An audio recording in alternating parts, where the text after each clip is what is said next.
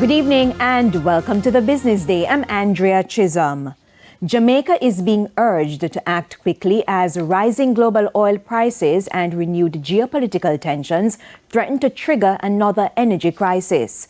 The private sector organization of Jamaica, PSOJ, says the situation mirrors past global shocks from the oil crises of the 1970s to the COVID-19 pandemic, where disruptions sent prices soaring and economies reeling.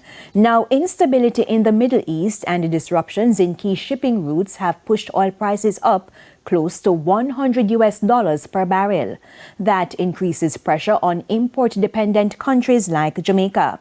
The PSOJ warns that with about 80% of the country's energy coming from imported fossil fuels, Jamaica remains highly vulnerable to price spikes and supply disruptions.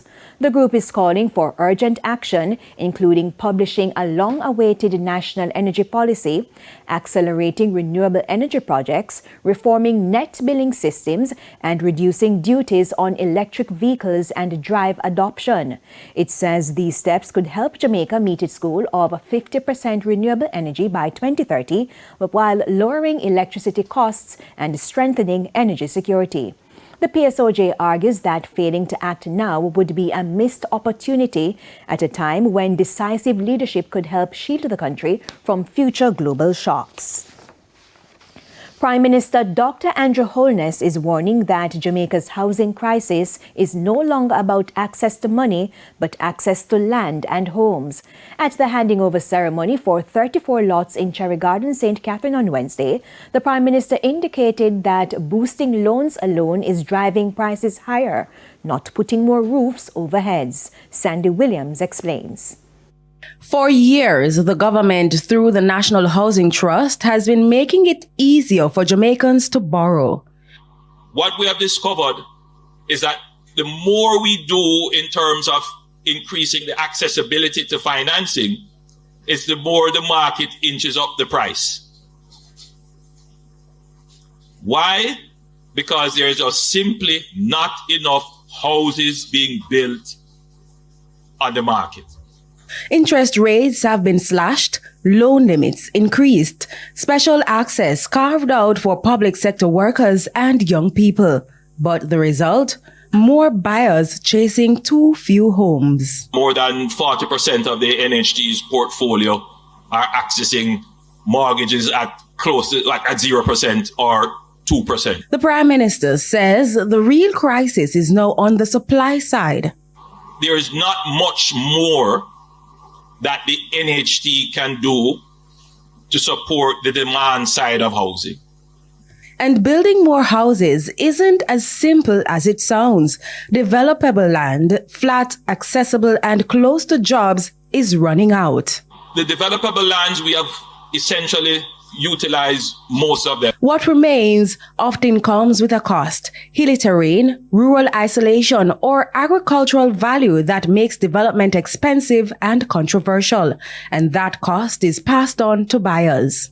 And the cost to make those lands available would be significant when added to the cost of construction of the housing unit, which would make the price higher.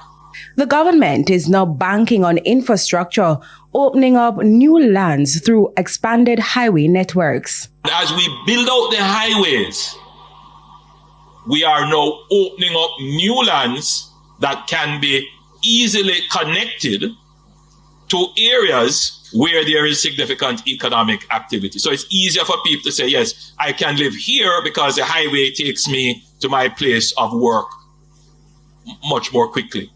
But that's only part of the solution. Attention is also turning to infilling, developing unused pockets of land within existing communities. There are communities, like here in St. Catherine, where you have communities all over undeveloped lands, but historically it was done quite haphazardly.